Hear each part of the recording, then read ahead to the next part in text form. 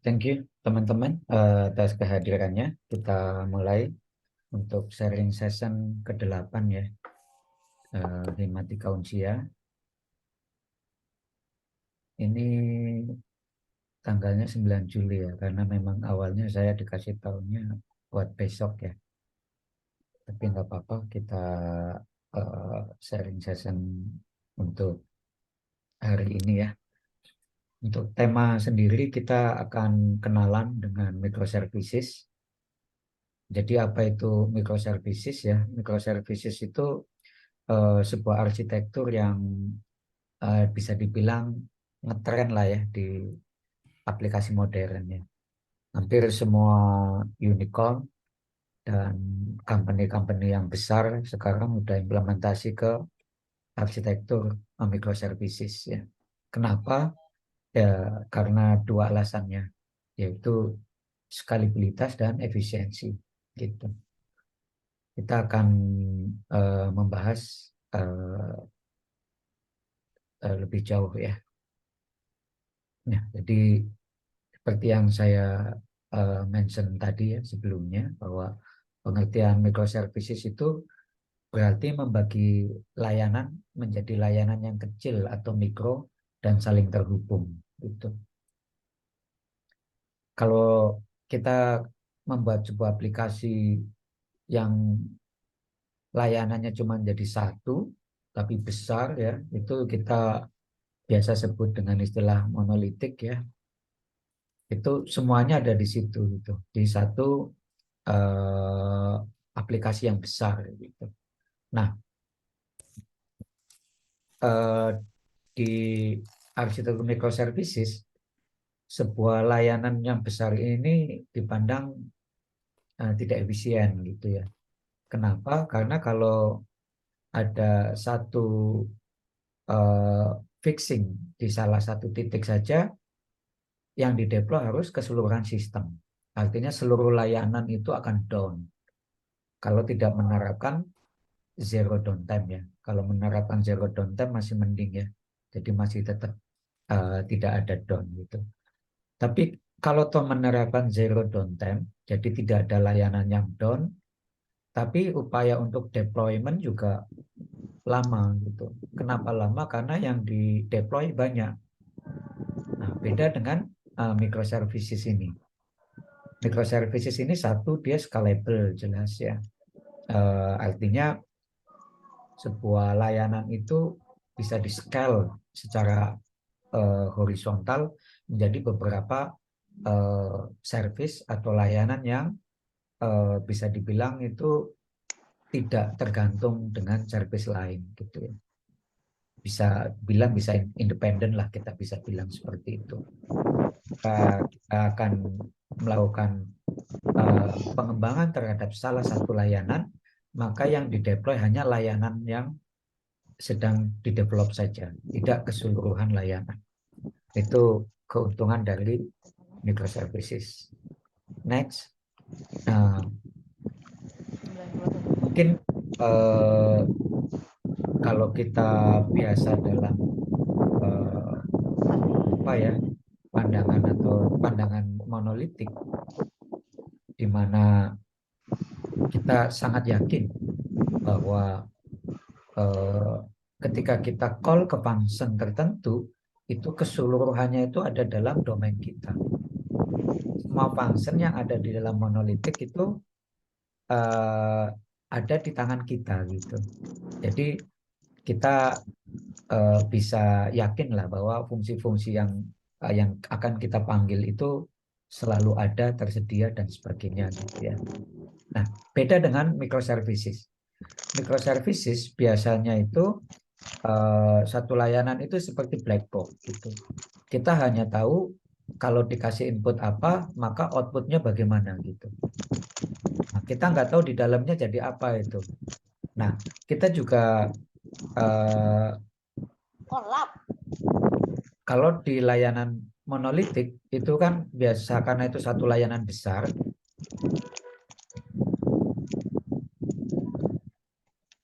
Kalau itu layanannya besar, maka ketika satu server down, itu down semua. Beda dengan microservices. Microservices bisa jadi layanan A itu nyala, layanan B sedang down karena sedang ada deployment misalkan seperti itu. Jadi dalam sebuah uh, microservices kita itu dikenal karakternya adalah siap gagal gitu. Ya, jadi microservice itu dirancang untuk siap gagal. Dalam aplikasi web, microservices berkomunikasi satu sama lain dan jika salah satu dari sebuah layanan gagal, sisanya harus berfungsi untuk menghindari kegagalan cascading ya, kegagalan berturut-turut seperti domino itu kan kalau satu jatuh jatuh semua ya. Kita harus menghindari itu. Artinya kita sudah harus punya skenario kalau ada sebuah layanan gagal ya jangan gagal semua gitu. Nah, bagaimana caranya kita untuk membuat skenario supaya uh, meminimalisir kegagalan gitu ya. Caranya biasanya kita menggunakan panggilannya itu asinkronus gitu. Asinkronus itu sebuah asinkronus atau antrian queuing ya. Antrian itu biasanya yang diterapkan. Artinya komunikasi kita antara layanan A dengan layanan B itu tidak couple. Kalau couple itu ya kalau layanan B itu down, layanan A nggak bisa ngapa-ngapain, itu berarti terlalu couple tuh. Tapi loose, kalau loose berarti kalau layanan B down saat itu maka service itu tetap sukses. Bagaimana caranya? Yaitu dengan menggunakan asinkronus atau antrian. Jadi layanan A itu ketika berkomunikasi tidak direct langsung ke service B, tapi menggunakan misalkan messaging gitu ya, atau broker gitu, messaging atau broker sehingga kita bisa mengirimkan message ke sebuah pihak ketiga yaitu ke messaging atau broker. Nanti layanan B kapanpun dia siap, dia bisa ambil message itu. Itu. Jadi tidak ada kegagalan di situ. Si layan B sedang tidur atau sedang siap, kita nggak worry. Kalau toh sedang tidur ya kita drop saja message-nya ke sebuah messenger gitu ya. Nanti kalau layanan B sudah bangun, dia siap, dia tinggal ngecek apakah ada message buat saya, dia tinggal ambil dari messenger itu. Itu karakteristik siap gagal salah satunya seperti itu. Cara lainnya bagaimana? Cara lainnya adalah dengan memberi sebuah eh, apa fungsi default. Fungsi default untuk sesuatu yang mungkin tidak terlalu apa ya, eh, tidak terlalu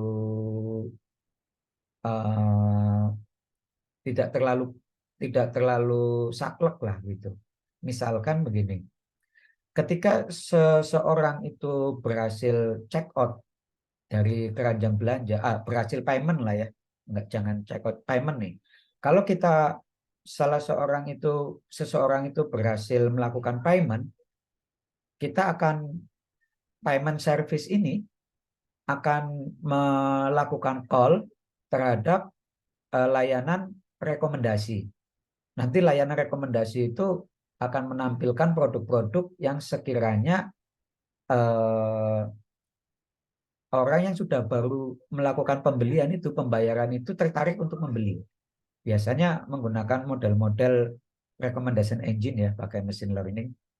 Sehingga ketika berhasil melakukan payment, muncul barang-barang lain yang sudah didesain supaya orang yang baru belanja itu tertarik untuk beli lagi gitu. Nah, itu misalkan seperti itu ya. Nah, bagaimana kalau eh, layanan recommendation engine untuk produk recommendation itu gagal? Apakah paymentnya kita rollback, kita gagalkan pula kan enggak mungkin kan payment kita rollback padahal sudah pembayaran gitu. Enggak bisa seperti itu. Yang yang bisa terjadi adalah kalau ternyata kita gagal untuk mendapatkan produk recommendation, kita tampilkan produk-produk rekomendasi secara default yang tidak dihasilkan dari layanan product recommendation. Itu contoh juga untuk menghindari siap gagal. Contoh lain untuk siap gagal ini adalah apa? Kita kalau misalkan sebuah layanan itu couple, biarpun saya tadi sebutkan bahwa sebaiknya tidak terlalu couple, sebaiknya loose ya, tapi bisa jadi karena satu dua hal pertimbangan, kita kemudian melakukan call sebuah service itu secara couple. Padahal yang sedang kita apa eh, sedang kita call itu ternyata sedang tidur, dia tidak siap. Apa yang akan kita apa yang akan kita lakukan ketika menghadapi situasi seperti itu? Nah, bisa jadi kita akan melakukan retry, ya. Kita retry, oh ini gagal, ya kita tunggu beberapa second, kita retry. Siapa tahu setelah beberapa second dia sudah ready lagi kan, gitu. Kalau ternyata belum, kita retry lagi. Namun ingat, jangan juga terlalu banyak retry-nya. Biasanya sih eh, secara umum 3 kali retry lah. Ya. Kita ulang 3 kali retry. Nah, kalau sudah 3 kali kita coba terus, sebaiknya jangan. Kita juga kenal istilah circuit breaker. Circuit breaker itu adalah sebuah teknik untuk memutus koneksi, untuk memberi kesempatan kepada layanan yang sedang menghadapi beban berat untuk memulihkan dirinya sendiri. Gitu. Ya kalau sebuah layanan sedang menghadapi beban berat, kita call terus kan, tambah berat bebannya dia. Nah, kita harus menghadapi situasi seperti ini. Biasanya teknik yang dipakai adalah circuit breaker. Kita potong dulu, kita break dulu, beri beberapa waktu buat layanan itu untuk memulihkan diri. Kemudian setelah dia pulih, kita retry lagi. Ya, itu juga sebuah skenario untuk siap gagal ini. Gitu. Nah, teknik-teknik yang dipilih apa, yaitu tergantung dengan situasi yang dihadapi ya. Tidak terlalu saklek ini.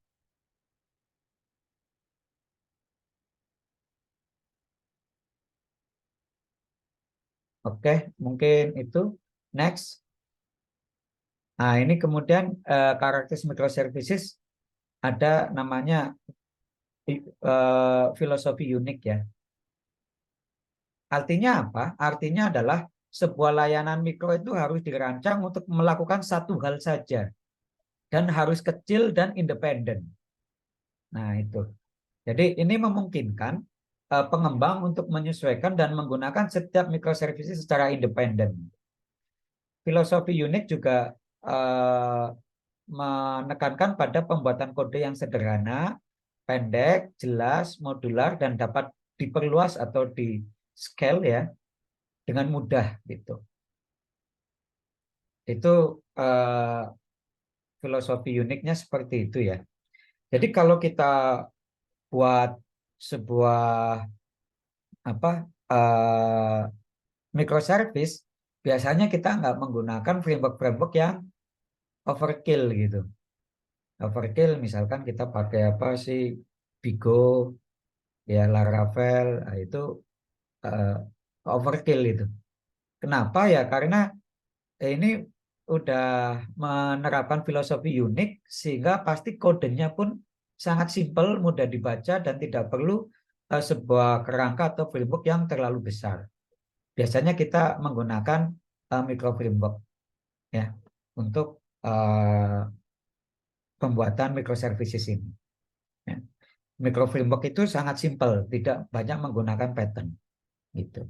Ataupun kalau kita nggak menggunakan framework ya, nggak menggunakan micro framework, juga kita biasanya membuat sendiri dan ada banyak eh, apa ya eh, pandangan bagaimana membuat struktur sebuah layanan microservice, aplikasi microservice ya itu tergantung teman-teman sih mau pilih yang bagaimana. Kalau saya sendiri biasanya lebih suka mengumpulkan file-file itu berdasarkan subdomain. Ya. Nah, nanti lebih lanjut apa itu subdomain bisa setelah ini kita bahas lah. Gitu. Kenapa saya kumpulkan dalam bentuk subdomain? Keunggulannya apa? Keunggulannya ketika suatu saat layanan ini kemudian karena iterate pengembangan, kita tambahkan A, kemudian iterate lagi kita tambahkan B, iterate lagi kita tambahkan C, sehingga akhirnya layanan microservices ini jadi besar gitu. Ya, itu sudah bertentangan dengan filosofi unik, sehingga biasanya kalau sudah terlalu besar, di-split, dipecah jadi 2 atau 3 layanan yang lebih kecil lagi. Nah, itu kalau sudah dari awal kita pecah kodenya, kelompokkan kodenya dalam bentuk-bentuk subdomain, ya tinggal kita jadikan satu subdomain itu satu layanan baru. Gitu. Ya, itu tentang karakteristik microservices. Kemudian untuk layer komunikasi, eh, layanan mikro atau microservice itu berkomunikasi satu yang lain itu melalui permintaan dan pesan HTTP ya, request dan HTTP message ya. Nah, kalau layanan HTTP message umumnya kan sekarang memang menggunakan HTTP message ya, biarpun sejak HTTP 2 keluar ada beberapa yang secara saklek tidak melayani HTTP 1 lagi. Dia hanya melayani HTTP 2. Kenapa? Ya karena HTTP 2 itu banyak keunggulannya, sehingga banyak pengembang yang fokus hanya melayani HTTP 2. Biar jauh lebih powerful layanannya. Nah, sejak HTTP 3 itu juga support UDP, tidak juga mulai banyak yang support UDP juga, tidak hanya TCP. Itu untuk uh, lapisan komunikasi di microservices ya. Nah, kalau untuk responnya itu uh, variasi ya, ada bisa dalam bentuk teks. Teks itu umpamanya kayak JSON atau XML atau HTML ya. Tapi ya banyak juga sekarang yang lebih suka menggunakan binary.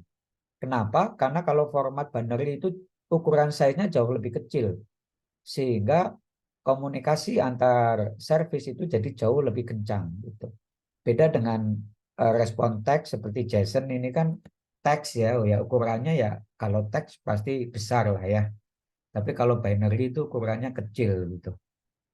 Nah, seperti yang saya singgung tadi, karakteristik berikutnya adalah skalabilitas. Ya, jadi kalau sebuah layanan mikro itu sudah kita anggap besar, kita harus bisa scale itu menjadi kita pecah jadi beberapa layanan yang lebih mikro gitu. Nah, itu keunggulan karakteristiknya ya selalu mempertimbangkan skalabilitas itu. Ya. Nah, ini contoh skema microservices ya. Ya.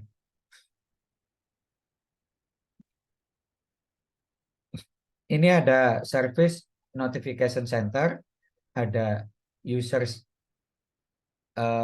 place, kemudian ada trip router, ada order processor, ada payment processor, ada location registry. Misalkan kita ada service-service seperti itu. Ya. Nah, bisa saja antar service ini kita langsung hubungkan, berkomunikasi secara langsung. Itu yang kita sebut dengan komunikasi secara couple ya, sangat terikat gitu. Nah, itu boleh saja gitu. Tapi bisa juga kita bikin skenario tidak ada komunikasi secara langsung, tapi kita menggunakan pihak ketiga, yaitu menggunakan broker message. Ya, ya kita menggunakan messaging, kita pakai broker. Contohnya ada banyak messaging ya, misalkan apa Kafka ya, ya dan lain-lain ada banyak gitu. Nah, jadi komunikasi antar service ini eh, di di dibrokeri oleh messaging ya. Tapi ada service namanya Meta Payment Gateway dan Payment Processor, ini couple banget. Nah, ini juga boleh seperti itu. Ya, kita dalam melakukan desain, apakah ini akan kita set couple atau kita set loose, itu berdasarkan situasi atau kebutuhan gitu. Jadi ini saya gambarkan ada yang service-service yang couple, ada service-service yang loose gitu. Nah, service-service ini tidak bisa diakses secara langsung oleh eh, aplikasi yang digunakan oleh end user. Biasanya aplikasi service-service ini adalah dalam satu komunikasi jaringan internal sehingga komunikasinya kencang karena dalam satu jaringan internal. Jadi pakainya adalah IP private ya komunikasinya, bukan pakai IP public. Nah, saya sering tuh menemukan udah pakai microservices, ternyata pas call ke service lainnya itu manggilnya pakai API publik lah, ya itu useless lah. Kalau udah pakai API publik ya kita keluar lagi, kita keluar dulu, masuk, kemudian baru call. Padahal yang di call adalah teman satu kamar gitu kan. Masa untuk komunikasi teman satu kamar kita keluar rumah dulu, habis itu masuk lagi ke pintu baru ke kamar yang kita tuju kan. Jadinya useless dan ya berat di ongkos gitu. Nah, sebaiknya microservices itu berkomunikasi secara internal melalui API private. Sehingga kita membutuhkan suatu layanan namanya IP Gateway. IP Gateway ini adalah sebuah layanan yang akan diakses oleh pihak luar. Baik itu aplikasi yang digunakan oleh end user, baik aplikasi web maupun aplikasi mobile. Itu seperti itu ya untuk arsitekturnya. Nah, IP Gateway ini bisa kita bikin service sendiri, ya kita jahit sendiri, tailor made gitu ya, kita jahit sendiri, atau banyak juga sekarang software-software yang fungsinya sebagai API gateway. Tinggal kita install dan kita gunakan saja. Ya, ada uh, banyak caranya lah. Tapi kalau saya pribadi lebih suka membuat sendiri API gateway-nya gitu daripada pakai pihak ketiga. Karena kalau pakai pihak ketiga, satu biasanya pihak ketiga itu bikinnya untuk generik untuk berbagai macam kebutuhan, sehingga pas kita terapkan banyak sekali fitur yang tidak dibutuhkan, mempengaruhi performance ya. Itu satu. Kemudian yang kedua, jika kita ingin melakukan custom kadang agak kesulitan. Ya, saya lebih suka Epic Gateway juga kita buat sendiri. Nah, tadi kita udah melihat karakteristik microservices. Sekarang apa sih kekurangan microservices gitu ya? Pasti ada kekurangannya ya. Bahkan kalau teman-teman saya itu pernah cerita ya, dia cuma 2 orang. Jadi ada perusahaan startup kecil, engineer-nya cuma 2, tapi bosnya ngotot mau gaya-gayaan, pengen seperti company-company yang unicorn, pakai microservices. Ya akhirnya 2 orang mengelola sampai 30 service. Wah ya capek sekali dia. Pindah dari service A, terus pindah ke service B. Ya akhirnya kelihatannya aja microservices, padahal pas dicek ya itu semuanya couple gitu. Nggak efektif ya. Itu salah satu kekurangannya. Apalah kalau prinsip saya sih ya, semakin banyak service itu kan butuh maintenance ya, dan biasanya kalau satu tim itu ya satu service, beda service dipegang oleh tim yang berbeda. Kalau sudah gede ya kayak unicorn gitulah. Tapi kalau masih kecil mungkin satu tim yang berisi eh, ya 2 sampai 6 orang atau 8 orang lah ya maksimal, itu itu disebut satu tim dan menghandle biasanya ya paling banyak 4 service lah. Gitu. Nah itu kalau mau menerapkan microservices gitu. Nah kalau aplikasi kita sendiri masih kecil ya nggak usah pakai microservices gitu. Tapi kalau aplikasi kita memang besar ya diperlukan microservices. Pertimbangan lain adalah deployment. Kalau deploymentnya masih manual ya nggak usah gaya-gayaan pakai microservices. Tapi kalau udah nerapin CI/CD ya udah itu. Kalau kita menerapkan microservices kita nggak terlalu eh, berat lah di kitanya, nggak terlalu berat gitu. Jadi begitu kita PR ke master, terus kita merge, otomatis terdeploy. Nah, bayangkan kalau kita deploy-nya satu-satu secara manual, misal kita jadwalkan setiap hari Rabu ada deploy, ternyata yang mau dideploy adalah 30 service. Ini kebetulan semuanya ada pengembangan. Ya kan capek kan, kita deploy satu-satu sampai 30 service gitu.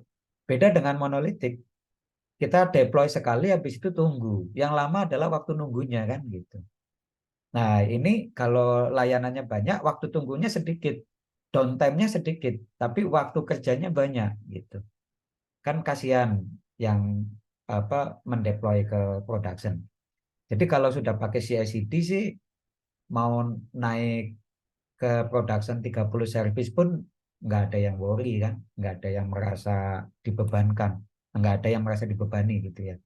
Cukup lakukan PR-nya di merge, otomatis terdeploy ke production. Nah, itu. Eh, ya, back to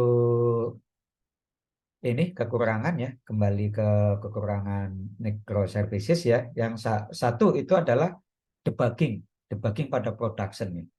Jadi ketika terjadi error, kita harus memastikan service mana yang bermasalah. Nah, problemnya kalau yang di call dari depan adalah service A, kemudian service A nge-call service B nge-call service C nge-call service D, dan terjadi error, ternyata juga yang mendesain service tersebut tidak siap gagal, wah debugnya susah tuh. Ini errornya di service yang mana gitu kan. Apakah, karena ini cascading gitu. Jadi agak susah gitu. Nah itu yang harus dihadapi ketika kita menerapkan microservices. Kalau microservice-nya uh, siap gagal lebih enak lagi gitu. Nah, yang kedua, kalau misalkan kita tidak couple, kita taruh message ke uh, broker lah ya, ke broker ya. Ada broker yang menengahi, kita lempar message ke broker, kemudian ada service lain yang konsum message tersebut. Ternyata terjadi uh, kejanggalan. Kenapa datanya berbeda gitu antara service A dengan service B? Ini yang salah siapa?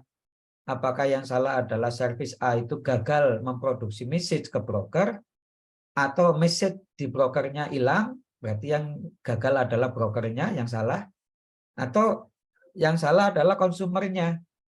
Ketika mengkonsumsi ternyata terjadi kesalahan logik sehingga datanya hilang gitu. Nah, ini juga masalah yang sering dihadapi pada arsitektur microservices. Debuggingnya susah. Nah, bagaimana kita menghadapi atau menyiasati debugging ini ya biasanya kita pakai tool-tool monitoring. Tool-tool monitoring ya untuk supaya gampang ngeceknya sebenarnya ini titik errornya di mana. Itu kita pakai tool-tool monitoring. Cuman ya itu tool-tool monitoring yang bagus ya berbayar ya gitu. Kalau tool-tool monitoring yang open source ya biasanya tidak terlalu powerful lah, tidak terlalu memudahkan kita untuk mencari titik error di mana atau mencari debugging di production.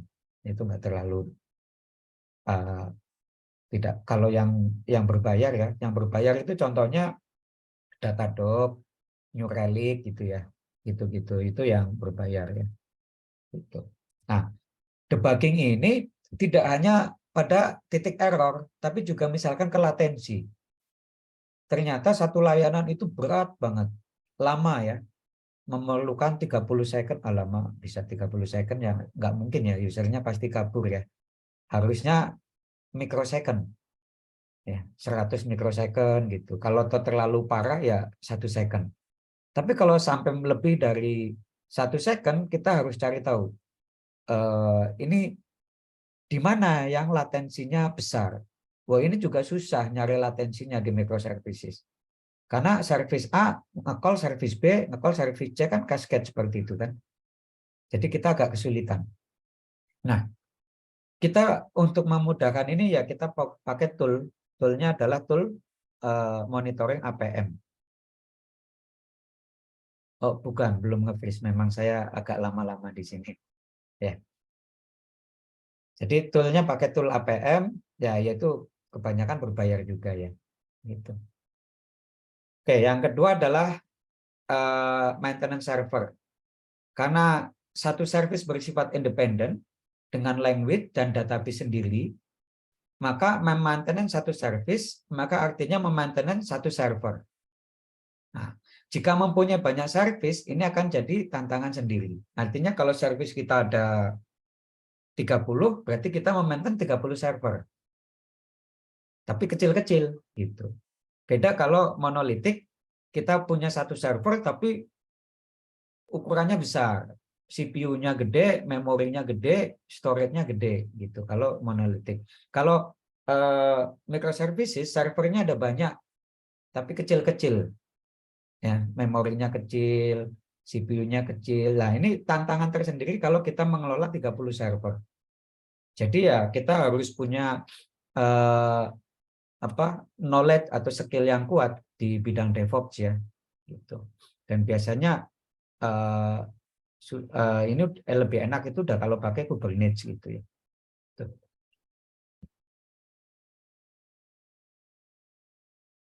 Oke, next. Oh, ini tadi belum ya. Oh, kekurangan masih ya. Kemudian yang kekurangan ketiga adalah komunikasi antar layer tidak clear. Ini terjadi jika suatu service tidak terdokumentasi dengan baik, sehingga service lain akan kesulitan berkomunikasi. Ya, satu service itu kan kayak black box. Inputnya ada, inputnya apa, kemudian outputnya apa, itu harus jelas. Nah, kalau pengembangnya itu tidak bagus, dia tidak mendokumentasikan, sehingga layanan service lain kita akan mengkonsumsi itu kesulitan. Ya, ini kalau komunikasi antar layer tidak clear.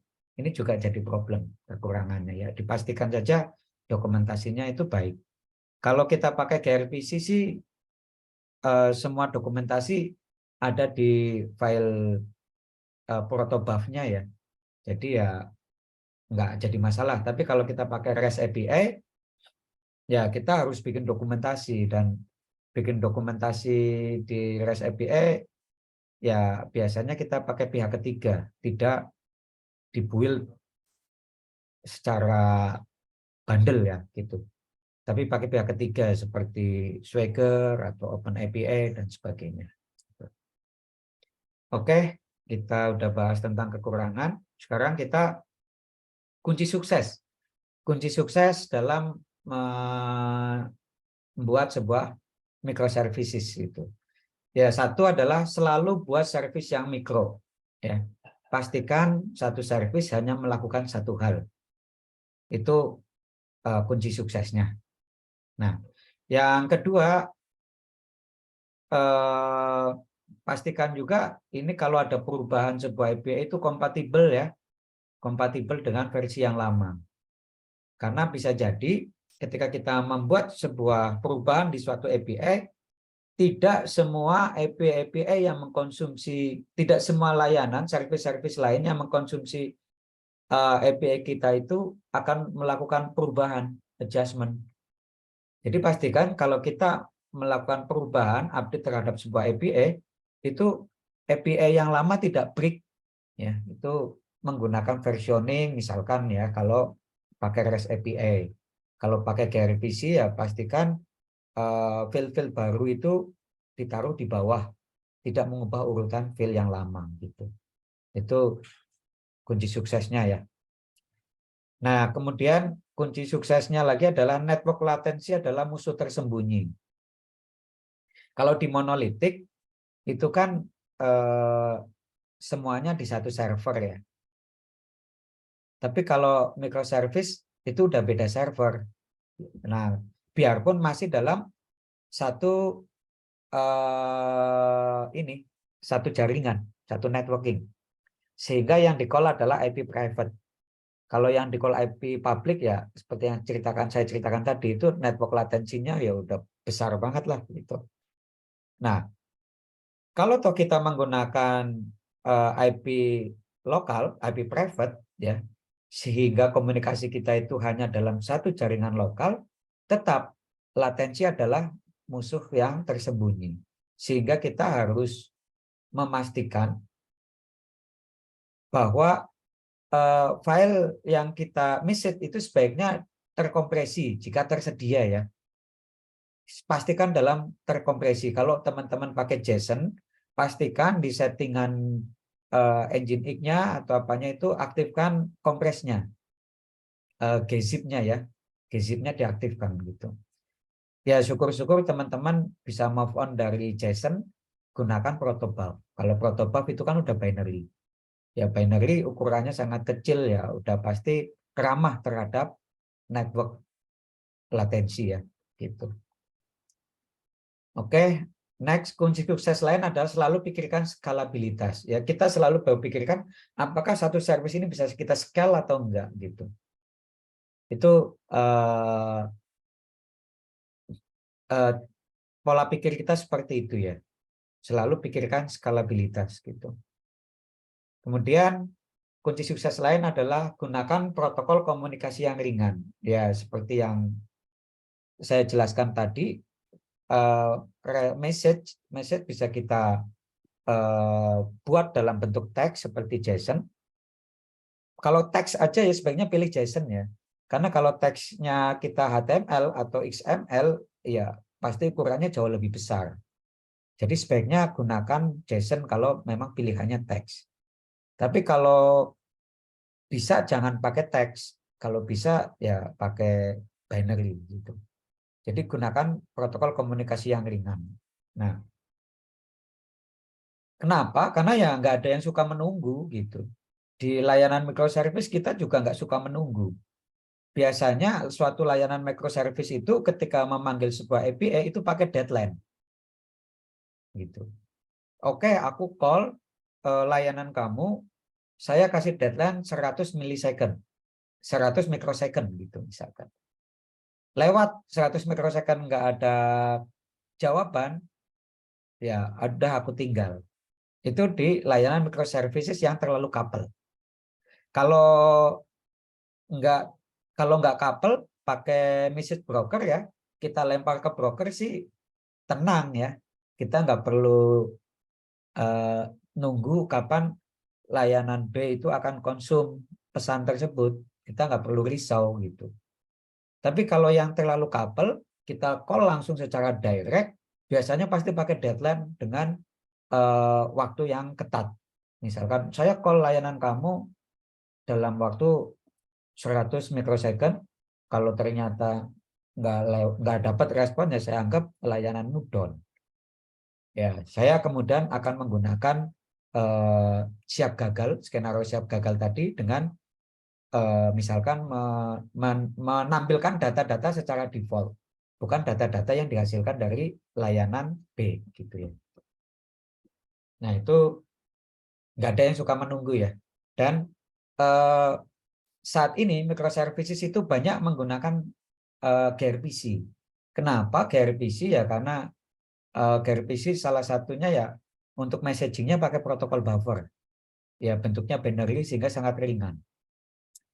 Nah, sayangnya PHP ini kan bahasa sejuta umat ya, bahasa yang biasa digunakan oleh teman-teman programmer itu belum disupport penuh oleh gRPC framework. Ya, saat ini PHP hanya bisa menjadi klien gRPC, namun belum bisa menjadi produser. belum bisa memproduksi gRPC. Kecuali kalau kita menggunakan framework khusus namanya PHP Root Runner. Ya, PHP Root Runner ini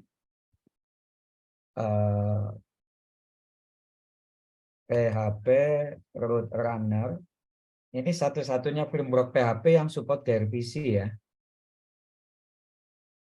Nah, ini modernizing PHP application ya. Ini framework PHP, dia support gRPC. Dan dia mewajibkan HTTP 2, tidak melayani HTTP 1. Ya. Jadi HTTP 2 itu sangat kencang dia. Tidak seperti HTTP 1 yang tidak bisa paralel datanya dikirim. Kalau HTTP 2 itu bisa berbarengan ya. Nah, istilahnya multiplexing ya. Gitu. Jadi sangat kencang. Nah, ini kalau teman-teman bikin microservices pakai PHP ya, saya sarankan menggunakan ini framework Root Runner ya. Ya. High performance HTTP 2 gRPC ya. Oke. Back ke materi. Next. Kemudian kunci suksesnya lagi adalah menggunakan queuing atau antrian. Ya. Atau eksekusi dibuat secara asinkronus. Nah, lagi-lagi PHP itu nggak support asinkronus ya. Yang support asinkronus itu kayak Node.js ya. Node.js dia support asinkronus. Jadi ya satu-satunya cara kalau pakai PHP untuk mengurangi beban servis ya pakai message broker atau antrian. Ya, tidak bisa pakai asinkronus. Ya. Jadi kalau kita pakai PHP kita pakai antrian. Tapi saya tahu ada satu framework yang support antrian. Nah, kita back lagi, kita kenalan framework PHP yang support asinkronus, ya, yaitu PHP Swole. Ya, ini async I/O. Ya, kalau dulu kan programmer Node.js suka ngecek-ngecek ya katanya, wah PHP itu blocking I/O gitu ya, sehingga lambat gitu ya. Enggak, Swole itu dia non-blocking I/O, dan dia support asinkronus. Ya. Wah, ternyata sekarang Swole juga udah support gRPC, waktu itu belum. Ya, jadi ya boleh teman-teman pakai Swole juga ya kalau membuat gRPC services.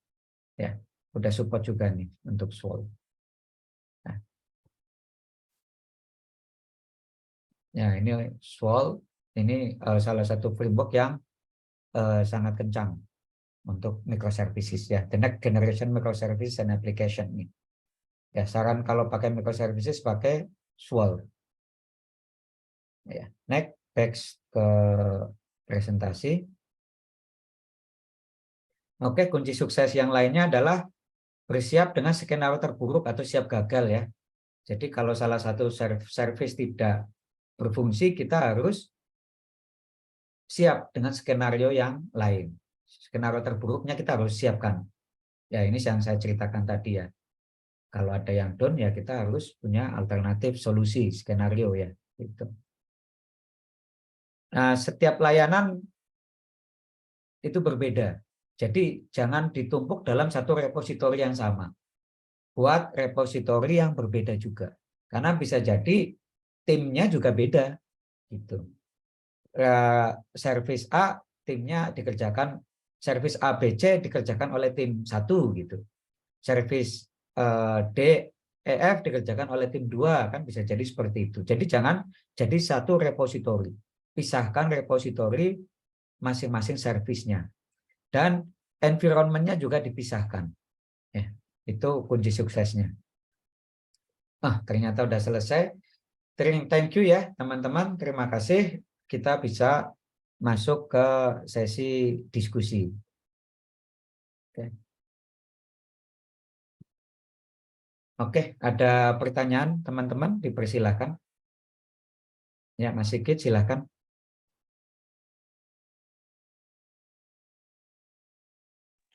Terima kasih Mas Rizal. Ini sih Mas mau nanya, sebenarnya kita tahunya kapan mau pakai microservice atau enggak itu gimana Mas? Atau nanti dilihat dulu proyeknya atau gimana? Ya, Atau maksudnya ada pedoman teknis tertentu enggak untuk indonya gitu loh? ya, yang tadi saya sebutkan sih ada dua. Ya. Satu, timnya banyak apa enggak? Kalau timnya sedikit ya saya sarankan enggak. Nanti painful itu, kasihan developernya itu. Nanti malah kena tipes itu. Gitu ya. Nah, yang kedua ya sudah ada CI/CD. Kalau belum ada tim CI/CD-nya, deploy-nya masih manual, jangan. Nanti ketika selesai deploy masuk angin, ya sakit, pilek dan sebagainya gitu. Itu sih dua hal itu sih. Berarti lebih ke ini Mas ya, kalau misalnya proyeknya itu kita punya tim, itu nanti bisa dilihat lagi timnya banyak atau sedikit gitu Mas. Tapi kalau untuk yang solo, mending jangan pakai dulu gitu Mas ya, kurang lebih ya.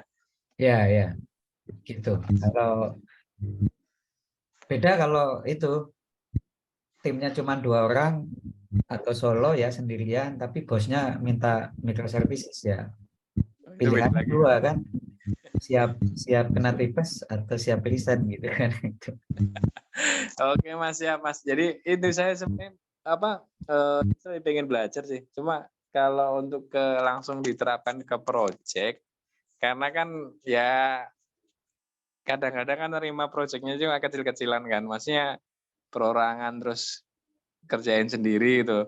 Nanti takutnya malah bingung sendiri karena kalau mau dibikin servis-servis itu. Oh, kalau buat latihan mah nggak apa-apa gitu. Latihan nggak apa-apa dibikin servis. Apalagi project yang beli putus ya. Kan setelah beli putus nanti yang pusing kan yang lanjutin. Gitu. Nah, betul. Cuma kan dulu kan pernah ada yang order kan, yang websitenya itu kayak website pelatihan gitu kan. Ya. Terus minta minta apa kembangannya untuk ininya ke saya lagi gitu. Jadi Oh, eh, kayak apa ya namanya? Ya, intinya udah kayak langganan lah ini gitu. oh iya. Repeat inilah, repeat order lah. Ya, Jadi ya kalau takutnya itu tadi kalau misalnya mau dibikin microservice kau sendiri, tapi kalau misalnya itu di sisi lain juga pengen belajar, kalau nggak dibikin ya pengen gitu. ya kalau belajar nggak usah terlalu ideal aja, nggak apa-apa. Beranikan diri kita bikin biasanya monolitik kita pecah minimal jadi 2 servis gitu kan nggak terlalu berat. Coba Jadi coba nggak coba. ideal lah. Idealnya kan microservice ya layanan kecil kan. Tapi nggak apa-apa kita bikin jadi 2 atau 3 servis itu masih masuk akal. Oh iya iya. Terima kasih Mas Rizal. Oke, Mas Noto udah kejawab atau masih ada pertanyaan? Ada sedikit Mas. Kalau yang awal tadi udah kejawab karena pertanyaannya Mas Sigit Antoni. Tapi ada yang angkat tangan juga ya? Tuh. Ya, dari Mas Aji, tapi Mas Noto dulu. Ya. Boleh makasih Mas. Kalau misalkan nih tadi barusan inggung Mas kan kalau menerapkan microservice terus ternyata ada plus minusnya kan? Ada Ya. nggak opsi hybrid gitu?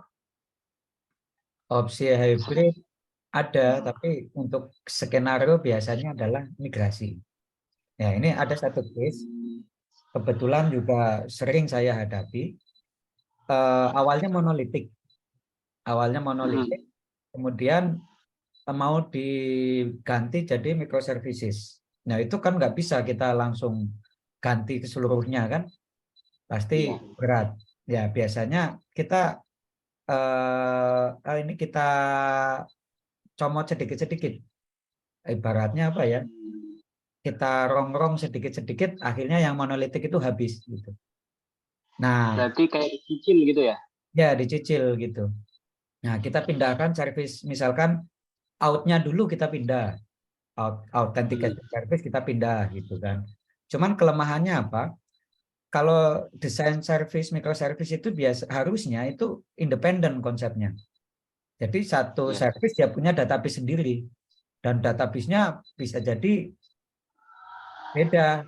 Service A pakai MongoDB, service B pakai PostgreSQL, service C ternyata pakai Cassandra, bisa jadi begitu, beda-beda gitu. Nah, kalau language juga suka begitu. Language service A pakai language PHP, service B pakai language Python gitu ya.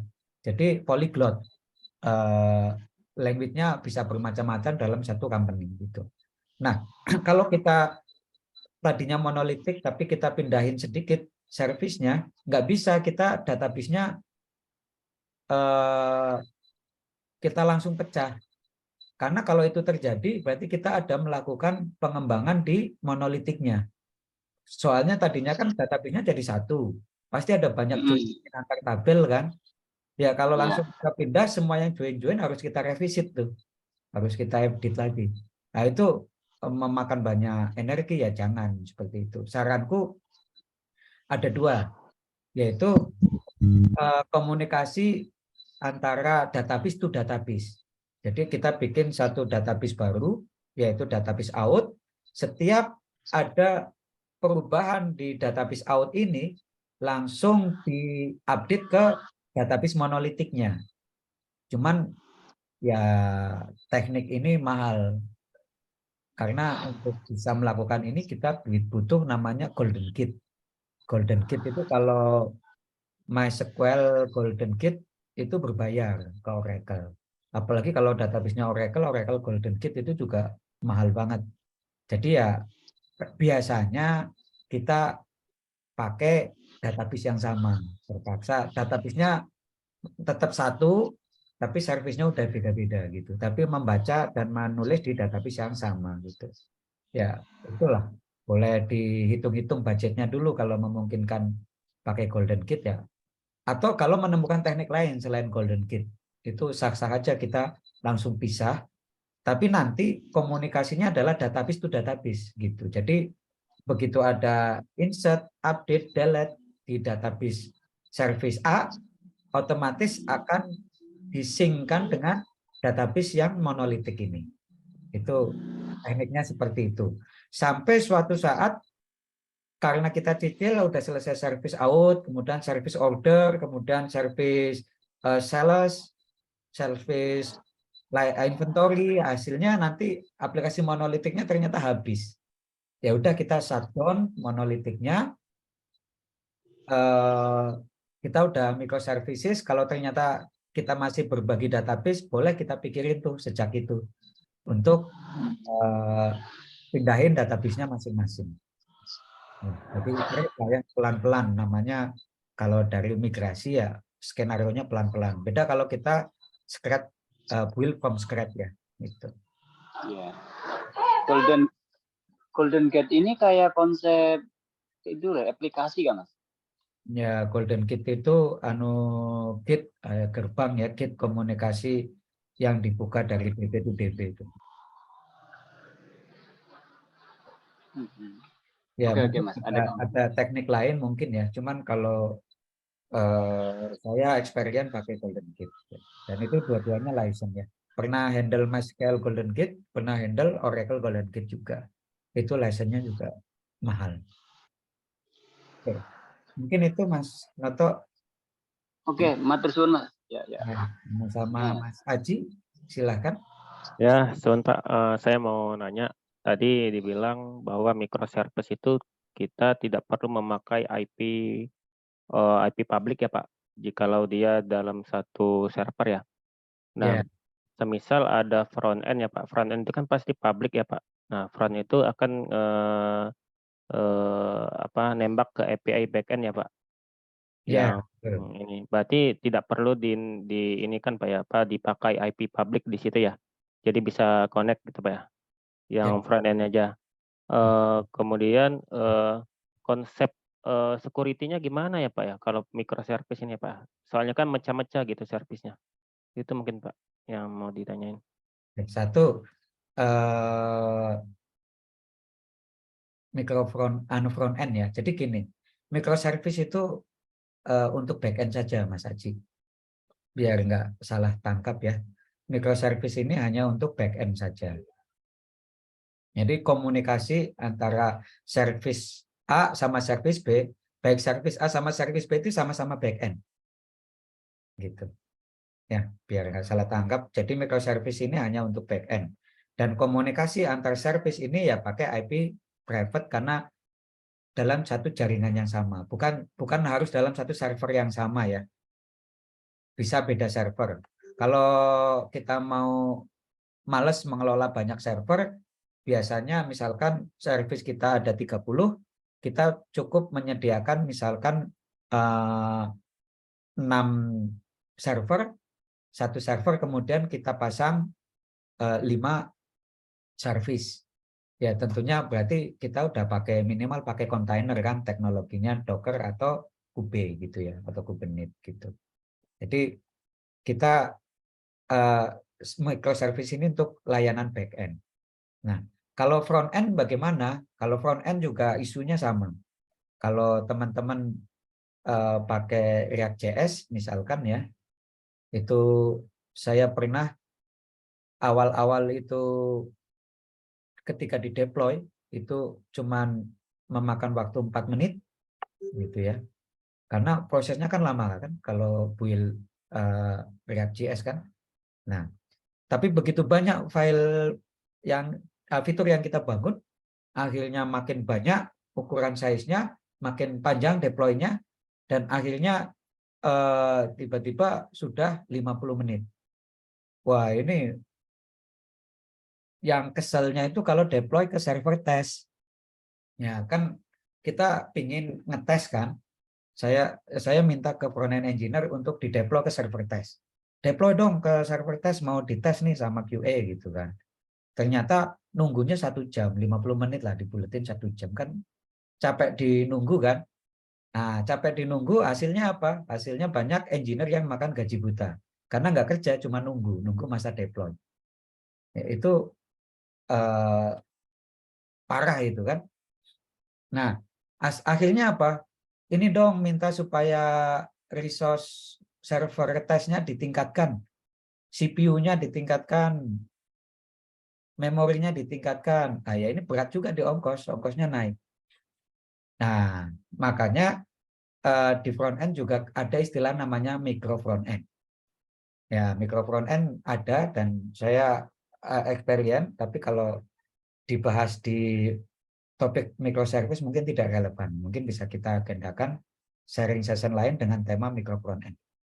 Ya, jadi seperti itu ya. Kalau untuk front end itu semua aplikasinya ada di sisi klien. Kalau di web berarti ada di browser yang diinstal di klien. Ya, kalau aplikasi mobile berarti source code-nya diinstal di HP. Ya, jadi semuanya itu ada di klien. Kalau di klien berarti kalau mau komunikasi ke backend berarti dia dari IP public karena dia dari luar dan dia akan masuk ke yang punya IP public itu cuman gateway service atau IP gateway. IP gateway atau gateway service ya. Dia akan masuk ke situ. Nanti gateway service akan call ke service-service yang dibutuhkan atau ya ke service-service terkait melalui IP privat. Mungkin itu ya Mas Aji, biar nggak salah microservice itu hanya di back-end, tidak di front-end gitu ya. Nah, nggih Pak, suwun Pak ya.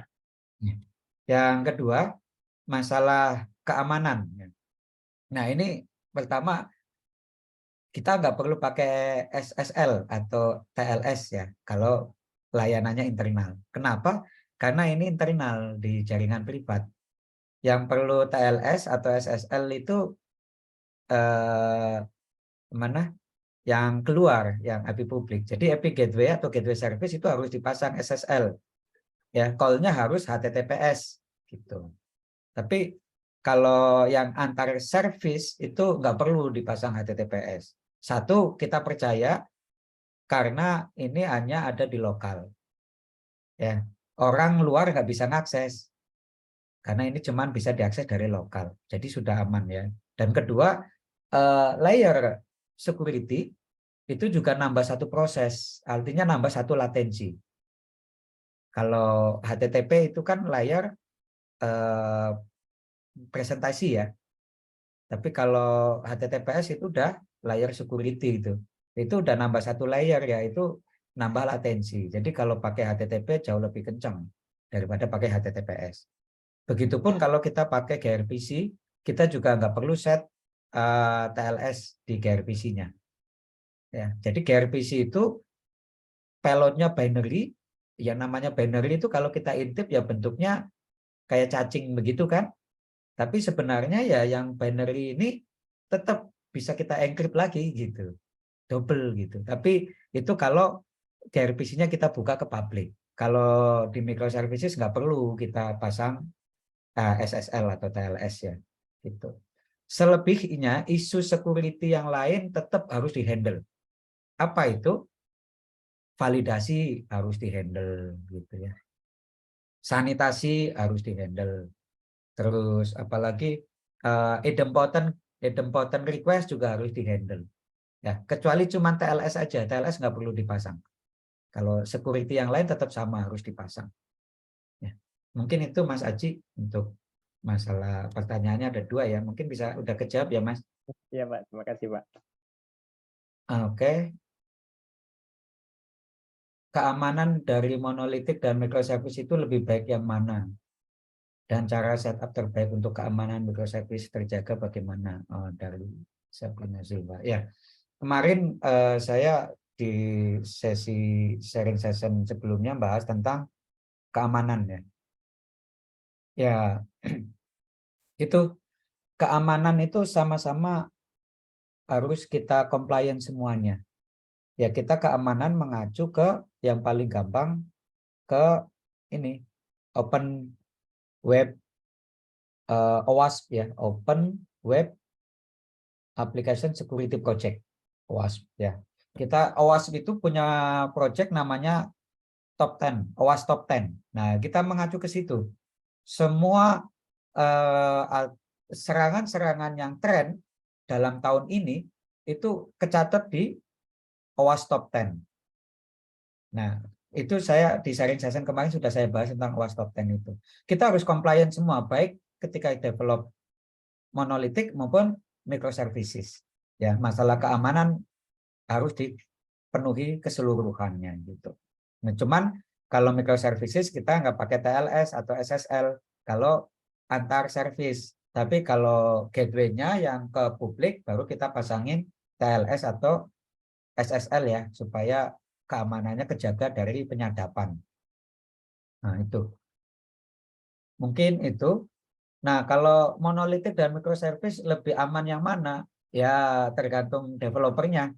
Developernya aware terhadap security apa enggak gitu ya. Jadi enggak ada hubungannya antara keamanan dengan monolitik atau microservice ya.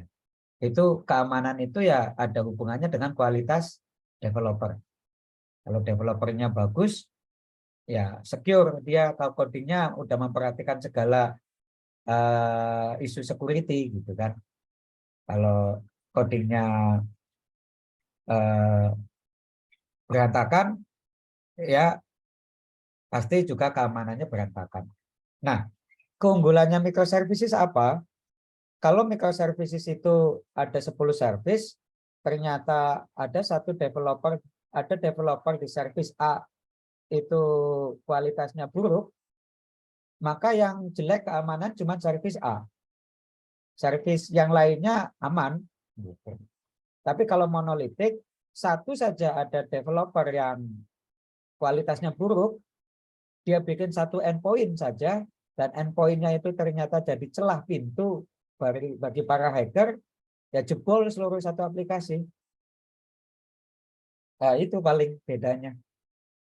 Jadi ya kalau microservices relatif dampak yang diserang relatif sedikit jadinya. Hanya satu service yang bobol saja. Tapi kalau monolitik bobol satu endpoint bisa bobol seluruhnya gitu. Mungkin itu ya Mbak Sabrina Zulfa Wahida ya.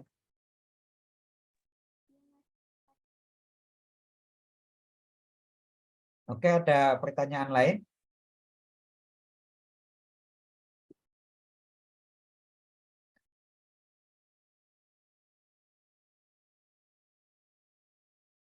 Kalau nggak ada, saya mau jelasin tadi ya. Saya tadi sempat bilang mau menjelaskan tentang domain, subdomain ya, atau dalam mendesain arsitektur microservices dari nol itu seperti apa sih gitu ya.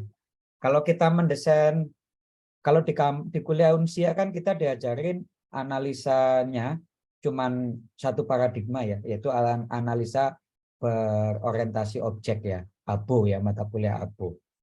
Ya, padahal analisa itu ada banyak gitu ya. Kalau dulu kan sebelum paradigma objek ini booming, orang kalau mata kuliah analisa, kalau saya baca-baca itu kan biasanya isinya ya fungsional ya atau struktural ya. Ya yang dibahas masalah DFD, data flow diagram, dan lain-lain gitu ya. Tapi begitu masuk ke orientasi objek, yang dibahas ya masuknya ke UML ya gitu. Nah, kalau kita desain objek beda dengan kita desain struktural. Tapi sebenarnya istilahnya sama, yaitu ada salah satu kunci namanya adalah building block. Kalau building block sebuah fungsional, kita kenal istilah fungsi itu harus atomik. Apa itu fungsi atomik? Fungsi yang independen, tidak memanggil pihak luar, dan hanya fokus pada satu tujuan. Yang namanya fungsi pasti harus fokus satu tujuan ya. Kalau fungsi isinya dua tujuan, ya ini berarti developernya selengean lah ya, gitu, nakal lah gitu. Tapi kalau fungsi itu harusnya satu tujuan, dan itu kalau dia tidak memanggil fungsi-fungsi lain dan tidak memanggil software lain seperti mengakses database dan sebagainya, itu disebut atomic function. Atomic function berarti itu unit fungsi yang terkecil. Nah, itu adalah building block yang terkecil disebutnya. Nah, kalau kita ada fungsi di atasnya yang besar, istilahnya adalah composition function. Composition function adalah suatu fungsi yang dia memanggil fungsi-fungsi lain. Ada banyak fungsi yang dipanggil sehingga membentuk satu kesatuan fungsional. Tetap tujuannya cuma satu, tapi dengan cara memanggil fungsi-fungsi yang lain. Itu namanya composition function. Itu dalam teori building block yang fungsional.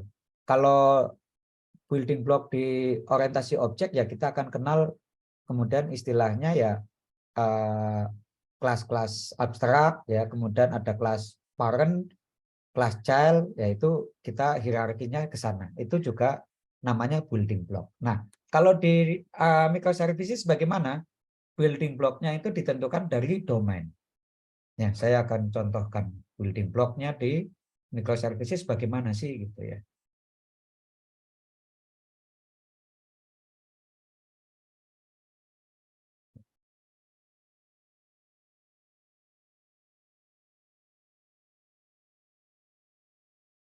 Oke, saya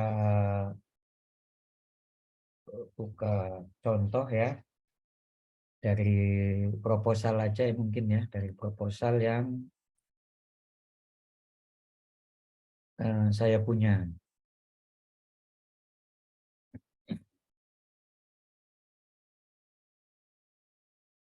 Ini contohnya LMS ya, atau e-office lah.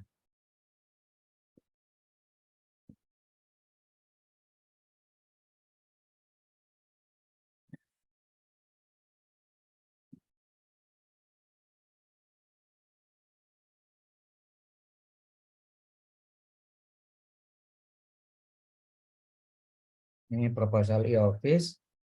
Saya fokus ke ini ya, ke domain ya. Jadi di dalam microservices kita kenal istilahnya adalah domain driven design. Jadi suatu desain yang didrive oleh domain. Domainnya apa aja? Nah, ini adalah untuk domainnya pasti e-office ini ya. E-office ini namanya adalah top level domain. Top domain ya, ya top level domain, tapi jangan kerancu dengan domain name ya, domain name TLD kan top level domain itu .com, .net ya. Ini maksudnya bukan begitu ya. Ini top level domain untuk e-office ya, itu adalah ini top domainnya. Atau cukup disebut dengan domain saja. Ini adalah domain. Nah, domainnya itu dia punya subdomain. Nah, subdomainnya adalah pegawai, golongan, jabatan, direktorat, departemen, divisi. Ini adalah subdomain. Nah, subdomain ini kemudian bisa jadi satu service sendiri kalau memang kita ingin fokus ke microservice. Tapi kalau kita jadikan service tersendiri, nanti akhirnya service kita jadi banyak banget. Maintain banyak service juga tantangan. Nah, biasanya kita untuk mencari titik tengahnya itu adalah dengan bonding contact. Nah, ternyata subdomain ini punya bonding contact. Oh, ini pegawai punya bonding contact. Artinya apa bonding contact? Punya relasi yang sangat couple gitu. Kalau toh kita paksa pisahkan jadi dua service, nanti pun servicenya itu jadi sangat couple hubungannya, seperti yang saya contohkan tadi antara payment processor dengan payment gateway-nya. Itu sangat couple. Jadikan dua service pun hubungannya sangat couple. Karena memang bonding contact-nya sangat erat. Nah, jadi kita cari subdomain itu yang punya bonding contact. Nah, bond contact ya. Nah, ini adalah ternyata ini ada bonding contact-nya, kita jadikan satu service namanya service kepegawaian. Ya. Nah, ini yang service surat. Ada surat keluar, surat masuk, memo, disposisi, tanda tangan digital, penomoran surat bisa jadikan satu service surat. Tapi balik lagi ke kompleksitas. Kalau microservice itu udah terlalu besar, itu juga painful. Sebaiknya pisah, kita scale jadi 2 service atau 3 service sampai menjadi mudah untuk dipelihara. Ya, jadi ini seni aja ya. Kita tarik ulur kayak main layangan ya, kita seni aja itu. Nah, biar kita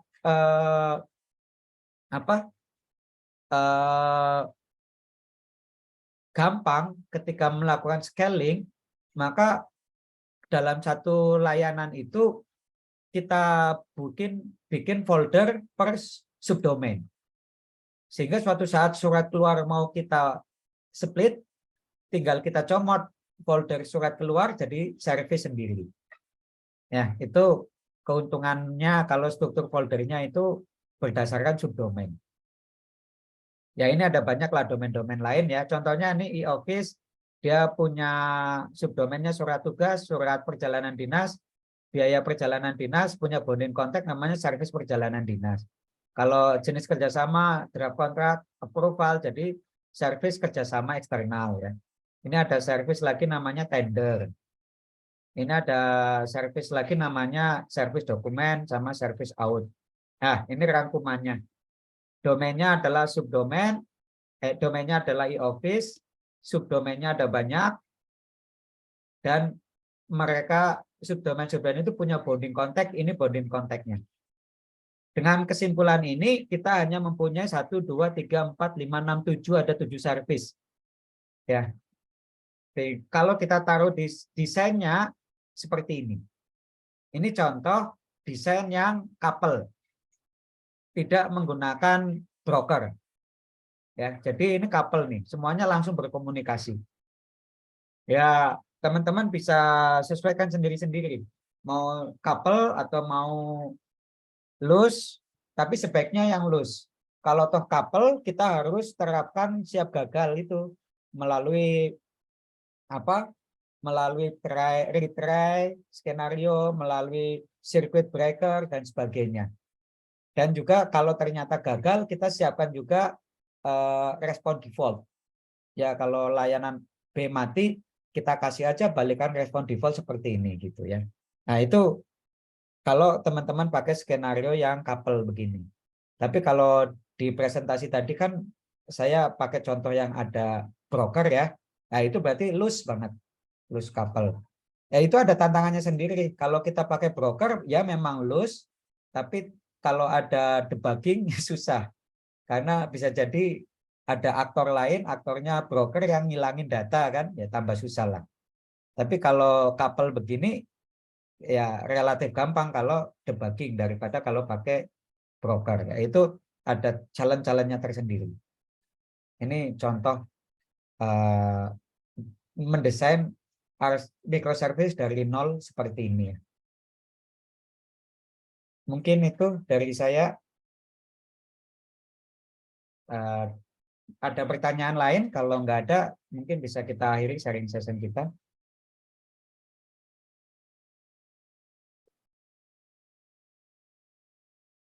Oke ya, kayaknya nggak ada ya.